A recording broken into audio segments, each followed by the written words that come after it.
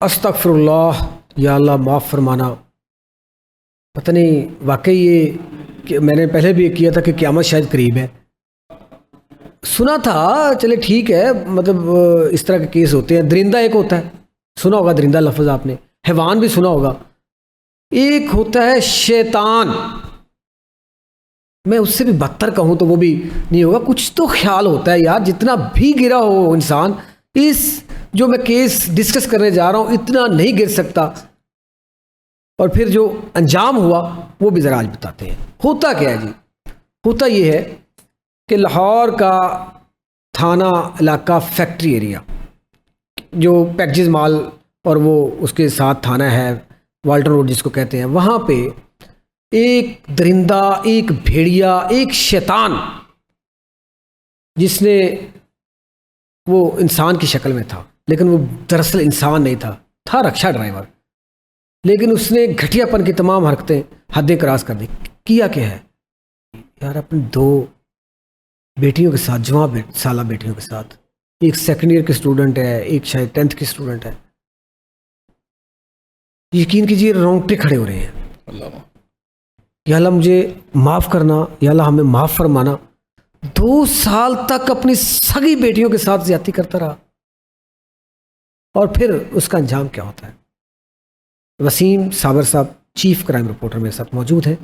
हमेशा अंदर से स्टोरी निकालते हैं, अंदर की कहानी लेके आते हैं। कुछ स्टोरियां होती हैं दुनियादारी की होती हैं, कुछ इस तरह की स्टोरियां होती हैं कि देख के ये ख्याल आता है कि ज़मीन फट क्यों ना गई जब उस दरिंदे ने इस तरह की हैवानगी की, उस शैतान मरदूद लानती ने ये जिस तरह की हरकत की। तो वसीम साहब, यकीन कीजिए दिल खून के आंसू होता है ऐसी बातें सुन के, रोंगटे खड़े हो जाते हैं कि ऐसे लोग, मैं इंसान नहीं कह सकता, ऐसे भेड़िए भी इस दुनिया में मौजूद हैं जिनको रिश्तों की पहचान है, जिनको यही नहीं पता कि कौन सा रिश्ता क्या है। मतलब अपनी सगी बेटियों के साथ ज्यादती करता रहा। तो क्या हकायक क्या है? वो कौन था? वो शैतान जो था वो कौन था? डॉक्टर साहब बहुत शुक्रिया आपका। सारी दुनिया जानती है बाप से बड़ा मुहाफिज कोई नहीं। बाप जब अपनी औलाद की उंगली पकड़ लेता है, उसको इस बात का यकीन हो जाता है कि इससे ज़्यादा मैं किसी भी जगह महफूज नहीं, क्योंकि वही मुहाफिज होता है। ख़ासकर बेटियों का, बेटियां जो होती हैं वो बड़ी लाडली होती हैं। होता क्या है, एक घर की कहानी है, फैक्ट्री एरिया का ये इलाका है। जरीना बीबी की शादी हो जाती है रफ़ीक के साथ। ठीक, रफ़ीक गुर्बत का मारा होता है, वो रिक्शा ड्राइवर होता है। आखिरकार क्या होता है, उसकी एक बेटी होती है अलीशा और दूसरी उसकी बेटी होती है बिस्मा, और भी उसके बच्चे हैं, लेकिन हम उन लड़कियों की बात करेंगे जिनको टारगेट किया गया। ठीक। अलीशा के साथ अरसा 2 साल से उसका वालिद, तौबा नाउज़बिल्ला, अस्तगफार, अल्लाह ताला ऐसे बेरहम शख्स को गर्क कर दे जो कि अपनी पैदा की हुई बेटियों के साथ जुल्म कर रहा है, जबर कर रहा है, उनके साथ मुंह काला कर रहा है। वो बेचारी रोती रही, अब्बू ये ना करो, अब्बू ये ना करो। लेकिन अब्बू इस कदर दरिंदा निकला, मेरे रोंगटे खड़े हो गए हैं, मेरे से बात नहीं हो रही। इस कदर दरिंदा निकला कि अपनी बेटियों को झिंझोड़ता रहा, अपनी बेटियों के साथ बुरा करता रहा। हमारा ये पॉडकास्ट करने का मकसद ये है, आज भी घरों में बेटियां अपने वालिदैन के साथ बैठी होती हैं, उनको पर्दा भी करना चाहिए, लेकिन अगर शैतान उनको देखे फौरी तौर पर वो पुलिस रिपोर्ट करे, अपनी वालदा को बताए। अगर आज यार वसीम साहब, बाप और भाई जो है वो तो मुहाफिज होते हैं। मैंने कहा है। होता क्या है, 2 साल से दोनों बेटियों के साथ ज़बरदस्ती उनके साथ ज़िना बिल जबर करता है। आखिरकार क्या होता है, बेटी तंग आके वालदा को बता देती है। वो अपनी दोनों बच्चियां अपनी माँ को बताती हैं। वो दोनों अपनी बच्चियों को लेकर अपनी सास के पास चली जाती है, यानी कि मुल्ज़म रफ़ीक की माँ के पास। मुल्ज़म रफ़ीक की माँ के पास जब वो जाके सारा किस्सा बताती है, सास माँ ही होती है ना, उसने बताया अम्मी रफ़ीक ने इस तरह किया, अलीशा दे नाल इस तरह किया, बिस्मा दे नाल। उसकी माँ के पैरों तले ज़मीन निकल जाती है। वो कहती है कि अपनी बेटियों के साथ। हमारा जो प्रोग्राम देख रहा है, मैं करोड़ों लोग मेरी बातें सुन के कानों को हाथ लगा रहे होंगे कि अपनी सगी बेटियों के साथ। मैंने ये सुना था डॉक्टर साहब, जितना भी घटिया, जितना भी भेड़िया हो, लेकिन मैंने ये सुना था, बहन बेटी तो मैंने ये सुना था कि जब खातून कोई औरत सेकंड मैरिज करती है ना, उसके साथ बेटी भी कोई चली जाती है, तो उसका जो दूसरा खामंद होता है वो उसकी नस्ल नहीं होती, वो उस पर गंदी निगाह रखता है। ये होता तो है केसेस सुने हैं। मुआशरे में होता है ऐसा, लेकिन ऐसा भी नहीं होना चाहिए। जिसको माँ कह दो माँ है, जिसको बहन कह दो बहन है, जिसको बेटी कह दो जिसको बेटी कह दो बेटी है। आखिरकार होता क्या है, जब मुलजिम की माँ ये बात सुनती है तो उसको पैरों तले जमीन निकल जाती है। मुलजिम जब रिक्शा लेकर घर आता है तो घर आकर देखता है ना बेटी हैं ना बीवी है, किधर गई। वो फ़ोन करता है, फ़ोन नहीं उठाते। उनको पता होता है कि आज आके इसने मेरी अम्मी के पास ही जाना है। वो फौरी तौर पर अम्मी के घर पहुंचता है, जाके इंटर होता है तो उसकी माँ उसे बड़ी बगावत की नज़र से देख रही होती है। उसे फौरी यकीन हो जाता है कि मेरी हरकतें मेरी बेटियों ने मेरी बीवी को बताई है और मेरी माँ को पता चल गई है। चोर को पता चल गया ना कि मेरी माँ ने, बीवी ने जब ऐसे करके रफीक को देखा तो लानते डाली हैं। लानते नहीं, उसे छितर मारने चाहिए थे, कीमा करना चाहिए, उसका कीमा करना वो चाहिए वसीम था। साहब ने टुकड़े कर देने चाहिए, को एक छोटे छोटे पीस छोटे पीस करना चाहिए थे। ऐसे मैं लान क्या बगैर कहूँ, आदमी के। आखिरकार होता क्या है, वो अपनी बीवी को बात को पलटाने के लिए, जो झूठा होता है ना, बात जब सामने हो रही होती है ना, उसको चेंज करके ना किसी और जगह ले जाने की कोशिश करता है। अपनी बीवी को कहता है पंजाबी च, वो तो इत्थे लैन की आई है कुड़ियां दे नाल। अलीशा की बाजू पकड़ता है, लेके जाने लगता है तो उसकी माँ और उसकी बीवी कहती है कित्थे लै चला इनू, कहना घर चलो। उन्हें कहा इनू नाल लैके चलना, जो इतना 2 साल तो करता आया वो ही करना ही। वो तैश में आ जाता है, गालम गलोच होता है, पिस्टल निकालता है, अपनी बीवी को सीधा फायर मारता है। उसकी बीवी साइड पे हो जाती है, फायर सीधा जाके पेट में लगता है उसकी माँ के। उसी पेट के अंदर, जिस पेट के अंदर उसने 9 महीने जन्म लिया रखा माँ ने, जिसमें रहा वो, उसी पेट में एक फायर लगता है। दूसरा फायर उसकी पिंडली पे लग जाता है। 2 फायर मारता है। 2 फायरों की आवाज़ सुन के चीखों पुकार पड़ जाती है। मोहल्ले के लोग इकट्ठे हो जाते हैं, वहां पर 15 की कॉल की जाती है, पुलिस मौके पे आ जाती है। कुर्बान जाऊं SHO factory area Ishfaq Khan के। इशफाक खान मौके पे पहुंचता है, फायरिंग की कॉल पे जाके वजह जानता है कि वजह क्या है। सारे खामोश। आखिरकार पुलिस वजह जानना चाहती है कि बंदा कौन है फायरिंग करने वाला। फायर क्यों हुआ, क्यों माँ को क्यों मार दिया, क्या हो गया। आखिरकार क्या होता है, माँ और बच्चियों की माँ पुलिस को सारी कहानी बताते हैं। SHO के पैरों तले ज़मीन निकल जाती है। हैं, फौरी तौर पे वो अपने SP के साथ बात करते हैं, अपने SSP के साथ बात करते हैं। मुलजिम को गिरफ्तार कर लिया जाता है। अच्छा, मुलजिम गिरफ्तार हो गया। मुलजिम गिरफ्तार हो गया। मुलजिम जब गिरफ्तार हो जाता है, उसको जब थाने ला रहे होते हैं तो मुलजिम सरकारी गाड़ी से फरार हो जाता है। पहला पर्चा दर्ज करवाता है मुलजिम रफीक का अपना ही भाई, अपनी वालदा को गोलियां लगने का जुर्म। मेरे पास FIR मौजूद है 324 की, हमारी स्क्रीन पे भी चल रही है 324।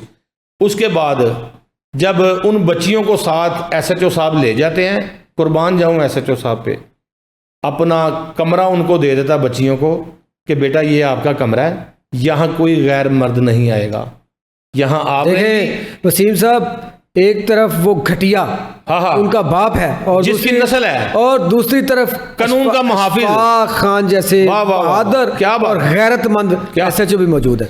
देखें, जिसने पैदा किया उसने उनके साथ जुल्म किया। जो गैर था, जिसने पुलिस की यूनिफॉर्म पहनी हुई थी, जिसने कसम खाई थी लोगों की जान माल इज्जत के तहफ़्फ़ुज़ की, साबित किया उसने साबित किया। इशफाक खान ने उसको रूम दिया, लेडी कांस्टेबल उसके साथ बिठाई कि बेटा अब तीनों ने यहाँ पर रहना है, जो खाना जो पीना जो चाहिए मुझे बताओ। उस कमरे के अंदर मर्दों का जाना ममनू है, सिर्फ खवातीन ही अंदर रहेंगी। शाबाश। लो जी, फैक्ट्रिया। होता क्या है, पहला पर्चा भाई की मुद्दत में वालदा को गोलियां मारने का 324 का, फिर दूसरा पर्चा मुलजिम के फरार होने का, और तीसरा पर्चा बच्चियों का मेडिकल कराया गया, तोबा नाउज़बिल्लाह वो पॉजिटिव आ गया। उसका पर्चा, बाप बच्चियों के साथ ज्यादती करता रहा। जिस अफसर ने यह बात सुनी है उस अफसर ने तौबा इस्तगफार का लफ्ज इस्तेमाल किया, कानों को हाथ लगा के। वो मतरेया नहीं था, वो सुतेला नहीं था, सगा पे वो सगा पे था, सगा। उस खतून के ऊपर क्या गुजरती होगी, फिर क्या होता है, वो भाग जाता है। पुलिस को मुखबिर खास की तरफ से इतला मसूल होती है कि इस वक्त बच्चियों के साथ, अपनी सगी बेटियों के साथ जबर करने वाला, पुलिस की हिरासत से फरार होने वाला और अपनी वालदा को दिन दिहाड़े गोलियां मारकर जख्मी करने वाला दरिंदा सिफ्त इंसान इस वक्त चुंगी अमर सद्दू के पास मौजूद है। अगर फौरी रेड किया जाए तो पकड़ा जा सकता है। पुलिस टीम तश्कील दी जाती है और वहां जब पहुंचते हैं तो उसके पास पिस्टल होता है, वो पुलिस पार्टी पर फायरिंग करता है। आखिरकार पुलिस वाले बड़ी बामुश्किल बचते हैं, उनके ऊपर फायरिंग करता है। पुलिस भी आगे से जवाबी फायरिंग करती है। वो दरिंदा जहन्नम वासिल, वो दरिंदा अपने बाद चला जाता है, अंजाम को पहुंच, अपने अंजाम को पहुंच जाता है। फिर क्या होता है, उसकी डेड बॉडी को पुलिस उठाती है। मोहल्ले में कोई रोना पिटना नहीं, रिश्तेदारों में कोई रोना पिटना नहीं, खानदान में कोई रोना पिटना नहीं। लोगों ने यही कहा, बेगैरत मर गया, जान छोड़ गया, मगरों लथ गया। लानते लोग मर जाते हैं, लोग मरने वाले के बारे में कहते हैं चलो यार जैसा भी था अच्छा था, चलो जो हो गया हो गया। वसीम साहब, इंसान मरता है, इंसान का किरदार जो है ना, वो जिंदा अच्छा है या बुरा है, हाँ, वो जिंदा रहता है। अगर अच्छे हैं तो आपका अच्छा किरदार जिंदा रहेगा, बुरे हैं तो बुरा किरदार। उसकी डेड बॉडी को पोस्टमार्टम के लिए मुकामी अस्पताल मुंतकिल किया गया। वहाँ उसको पोस्टमार्टम उसका करवाया गया। करवाने के बाद जिस बंदे ने, देखें डॉक्टर साहब, कोई भी बंदा मरता है, कत्ल होता है, कुछ भी होता है तो लोग पूछते ज़रूर हैं भाईजान होया की सी, यार दिल का मसला सी कोई, अच्छा जी। कभी किसी ने ये नहीं कहा यार मर गया वे, अच्छा। वजह ज़रूर पूछते हैं। मोहल्ले में, इलाके में, पूरी बरादरी में हर बंदे ने पूछा यार पुलिस के हाथों ये मारा गया, वजह क्या थी। जब किसी को पता चला ना कि अपनी बेटियों के साथ ये करता था, उसने कहा चंगा ही होया, मर गया, दफा हो गया, मर गया, मगरों लत गया, अपने अंजाम को पहुंचा है कि शैतान। उसकी डेड बॉडी फिर घर पहुंचती है पोस्टमार्टम के बाद। कोई रोना पिटना नहीं, उसकी बहनें वो भी खामोश, बीवी उसकी वो तो ऑलरेडी पहले मुद्दई थी।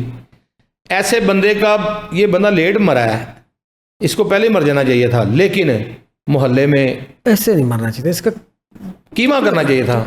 लेकिन डॉक्टर साहब, हमारे इस पॉडकास्ट पे जो हमें माएँ देख रही हैं, बहनें देख रही हैं, हम लोग अमूमन कहते होते हैं खुदा न खास्ता घर के अंदर या घर के बाहर कोई ऐसा वाकया पेश आए, फौरी तौर पर कानून के हाथ मजबूत करें। यकीन करें 15 नंबर पे कॉल करें, पुलिस भागती हुई आती है। वसीम साहब, बात पता है क्या है, बात ही है कि वो इंसान तो मैं कहता नहीं उसको, वो शैतान था, इंसान के रूप में एक शैतान था जिसने तौबा नौज़बिल्ला, हमने चले सुना है ज़्यादती केस, इस तरह के केस, लेकिन अपनी सगी बेटियों के साथ तौबा नौज़बिल्ला, ये एक बात भी बहरहाल वो अंजाम को पहुंचा। और इस पर मैं अप्रिशिएट करूंगा SHO factory area Ashfaq Khan साहब को, हम appreciate DIG operation Faisal Kamran को, SSP ऑपरेशन लाहौर को और SP कैंट अली रजा, इनको मैं अप्रिशिएट करूंगा। क्या नाम ले लिया आपने, क्या बात है, इतने नफीस आदमी SP कैंट बड़े हसास दिल हैं। बच्चियों के हवाले से अगर उनके साथ कोई गुफ्तगू करें ना, जब उनके पास बैठते हैं ना, अली रजा साहब के पास मुझे भी मौका मिला तो लगता है वो दीन की तबलीग शुरू करते हैं। तो एक ऐसे, मैं इनको ऐसे दरिंदा सिफ्त इंसान को अंजाम तक पहुंचाने के लिए इन सबको अप्रिशिएट करूंगा और वाकई इन्होंने एक बड़ा अच्छा काम किया। वसीम साहब, अब दूसरी तरफ यार क्या करें यार, एक तो ये दरिंदा फैक्ट्री का हो गया, अब दूसरा केस सुन लें। अब मिस्री शाह के एरिए में अब हैरान कुन बात है, खून ही सफेद हो गया यार, क्या हो गया यार। अब भाई के गला काट रहा है, किधर जा रही है दुनिया। सारी जिंदगी सुनते आए हैं भाभी माँ होती हैं, वो देखे ना, वो भाभी को बुला के, छोटा देवर उसका, ठीक है, और उसके कपड़े फाड़ देता है, जेठ, और उसके बाप की जगह होता है ना जेठ। यार देखें, जब ये लोग रिश्ता देखने के लिए जाते हैं तो फिर ऐसे नासूर भी साथ होते हैं। ये क्या वाकया है, ये मिस्री शाह वाला वाकया? मिस्री शाह वाला वाकया ये है कि एक आयशा नाम की लड़की है, खूबसूरत जिंदगी गुजार रही है अपने घर में, आयशा उस्मान उसका नाम है। उसको बेचारी को नौकरी की ज़रूरत थी, उसके जेठ का उसको फ़ोन आता है, FIR के मुताबिक बता रहा हूँ, उसके जेठ का उसको फ़ोन आता है कि भाभी, साथ ये भी कह रहा है कि भाभी कहाँ हैं आप, और उसको भाभी कह के पुकार रहा है। भाभियाँ तो माएँ होती हैं। भाभी कहती है जी मैं तो अम्मी की तरफ हूँ। कहता भाभी जल्दी से मेरे घर आ जाएं, मैंने वो बंदा बुलाया हुआ है जिससे मैंने नौकरी की बात की थी, मैं आपको नौकरी पर लगवाने के लिए इंतज़ार में हूँ, आप आ जाएं। भाभी बेचारी निकलती है घर से और उस घर में पहुँचती है। यार देखें, जेठ तो खूनी रिश्ता है, एक समझ लें कि उसके भाई का, उसके मियाँ का बड़ा भाई है, उसके खामंद का बड़ा भाई है। उसके घर पहुँचती है, वो जनाब अंदर से कुंडी लगा के ना पूछा ना बताया, उसको हग कर लिया, उसके साथ छीना झपटी करना शुरू कर दी। वो हक्की बक्की रह गई, परेशान हो गई, हैरान हो गई कि मेरे साथ हुआ क्या है। उसने चीखना चलाना शुरू कर दिया, उसके कपड़े फाड़ दिए, उसकी चादर सर से उतार दी। उसने अपनी माँ की चादर उतारी है, उसने अपनी माँ की कमीज बेटी की है, जेठ था ना, बेटी की। मैं कहता हूं कि उसने चीखना चलाना शुरू किया, बाहर मोहल्ले वाले भी इकट्ठे हो गए। इस कदर उसके सर के ऊपर शैतान हावी था, उसने ये नहीं देखा कि मेरा इसके साथ रिश्ता क्या है। आखिरकार लड़की ने बचते बचाते, चीखते चलाते, नाखून मुंह पे खाकर, चपेड़े खाकर, थप्पड़ खाकर, गूंसे खाकर जख्मी हो गई। और किसी ने 15 पर पुलिस को कॉल की, पुलिस मौका पर पहुंची। उतनी देर में उसने अपने खामंद को भी फ़ोन कर दिया था, फटे कपड़ों में और ज़ख्मी हालत में। वहाँ से उसका खामंद भी आ गया और वहाँ से पुलिस भी चली गई और पुलिस ने जाके मुल्ज़िम गिरफ्तार कर लिया, इस दरिंदे को भी गिरफ्तार हो गया। हाँ, इसको गिरफ्तार कर लिया और इसको गर्मी वाली हवालात में रखा हुआ है। इसका हल ये था कि जिसने अपनी बेटी को, जिसने अपनी माँ को बरहना करके उसके साथ ज्यादती करने की कोशिश की, ऐसे दरिंदे को तो मैं कहता हूँ कि तय खाने में बंद करना चाहिए। अब उसका पता ही क्या है वसीम साहब, अब उसको चाहिए कि ऐसा केस बने उसके ऊपर कि 10 साल तक अंदर रहे और डेली जूते खाए, इसको समझ आ जाएगा क्या होता है कैसे होता। इसमें क्या है फिर आखिरकार ऐसे जो रिश्ते होते हैं ना, फिर जो खामंद होता है ना अपनी बीवी को कहता है कि चलो कोई बात नहीं, 2 ही काम हो सकते हैं, फिर यहाँ से कूच कर जाएं, कहीं और मकान ले लें, इनके मत्थे ना लगें, या अगर यहीं पे रहना है तो फिर कोई बात नहीं, चलो एक दफ़ा इसको माफ़ी दो। उसको माफ़ी देने का मकसद ये है आप उसको दोबारा मौका दे रहे हैं। वो तो माफ़ी का काबिल नहीं था। नहीं, माफ़ी का काबिल नहीं है, उसकी ज़मानत नहीं होनी चाहिए थी, उसकी ज़मानत होनी नहीं चाहिए। और जो उसका खामंद है वो बेचारा अपनी बीवी को चादरें लपेट कर बरहना हालत में अपने घर लेकर गया है। वहाँ जाके अब उस ख़ानदान के अंदर गमियाँ भी हैं, खुशियाँ भी हैं। जब वो जेठ साहब, उसके बीवी बच्चे कैसे सामने आएंगे तो क्या, कैसे सामने रेपुटेशन होगी। थाने में FIR भी हुई है, पर्चा भी हुआ है। वो बेगैरती मैं कहूँगा गली मोहल्ले ख़ानदान में किस तरह से फिरता होगा जमानत करा के जब आएगा। लेकिन वसीम साहब ऐसे जो होते हैं ना, जिनके अंदर भेड़िया होता है, उनको इस चीज़ से नहीं गरज होती क्या है क्या नहीं, उनका अपना मकसद होता है हराम खाना। मतलब ये कोई बात है करने वाली कि आप मतलब जितना भी हो, मतलब पंजाबी के अंदर ना एक घर ते डैन भी छड़ जाती है। डोगर साहब पंजाबी की गल है कि ये लोग अपनी हवस के नशे च अन्ने हो गए ने। यकीन करो बाहर सड़कों ते 1000 500 रुपए दे विच जिसम फरोश खवातीन फिर रही ने। अगर तुसी खुदा ना खास्ता कोई ऐसा तुहाडे ते कोई शैतान हावी है, उधर मर जाओ जाके। ना अपनी बहन देखनी, ना अपनी बेटी देखनी, ना अपनी भाभी देखनी, ना अपनी कोई कज़न देखनी, उनके साथ ही ये गलत कारियाँ करनी शुरू कर देते हैं। आप रात को लाहौर की सड़कों पे गाड़ियाँ लेके निकलें, आपको जगह जगह 3 4 5 खवातीन खड़ी हैं। कोई पौधों के अंदर छुपी हुई है, कोई दरख्त के पीछे छुपी हुई है, कोई किसी तरफ है। मैं उन इलाकों के नाम नहीं लेना चाहता, लेकिन खवातीन जो है वो आज ये आलम आ गया कि सड़कों के ऊपर, नहरों के ऊपर अपना जिस्म फरोख्त करने के लिए 500 1000 में मिल जाती हैं, अवेलेबल हैं। लेकिन ये लोग अभी भी शर्म नहीं करते। रिक्शे वाले तेरे पे लानत है कि तूने अपनी बेटियों के साथ इस तरह का किरदार अदा किया। तू सबसे बड़ा उसका मुहाफिज था। अगर उसका कोई कज़न या उसका कोई और कोई रिश्तेदार अगर उन बच्चियों की बाजू पकड़ के कहीं कहेगा ना मैं तुम्हें लेके चलूं, तो वो कहेगी जिसने मुझे पैदा किया उसने मेरे साथ ये किया, मैं तुम पे कैसे एतबार करूं। तो ऐसे जो लोग होते हैं ये कीमा करने के। वसीम साहब बहुत शुक्रिया। बात यह है कि इस यहाँ पे इंसान की शक्ल में बहुत सारे शैतान जो है वो फिर रहे हैं, अपनी बच्चियों को, अपनी बेटियों को अपनी बहनों को, उनको ऐसी तरबियत करें कि इस तरह के भेड़ियों, इस तरह के जो शैतान है उनसे कैसे बचाव किया जा सके, किस तरह से बचें। और वैसे वो रिक्शे वाला जो है वो तो मैं कहता हूँ कि उसका तो वो लेवल था, उसके टुकड़े कीमिया कर देना चाहिए था जितना। खैर वो उस पर उसका जो अंजाम हुआ उस पर DIG Lahore operation Faisal Kamran, SSP Lahore Tasawwur Iqbal और SP कैंट अली रज़ा जो कि एक दीनदार आदमी है। यकीन करें SP कैंट को बात सुनाओ ना किसी बच्चियों की कि ये हुआ है, वो जेन्युइनली रोने लग जाते हैं। और SHO फैक्ट्री अशफाक खान, क्या बात है, उन सबको अप्रिशिएट करेंगे कि जिन्होंने इस तरह के दरिंदे को, इस तरह के भेड़ियों को जहन्नम वासिल किया और उसको उसके अंजाम तक पहुंचाया ताकि दोबारा कुछ जुर्रत न कर सके कि इस तरह से अपने ही घर के अंदर मुहाफ़िज़ होने की बजाय जो है शैतान जो है बन जाएगा। ये एक बहुत सबक है और बड़ा तकलीफ दह सबक है। इसके साथ ही दीजिए इजाज़त, अल्लाह हाफिज़।